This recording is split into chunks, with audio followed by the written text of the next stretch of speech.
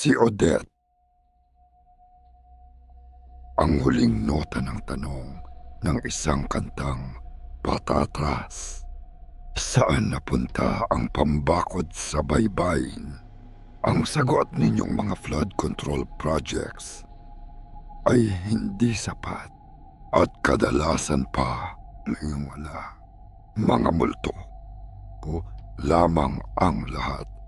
Si Carding, ang kubyertos ng hangin. Tinuturo ang pilapil. Bakit hanggang salita lang ang flood control? Milyon-milyon ang ibinulsa.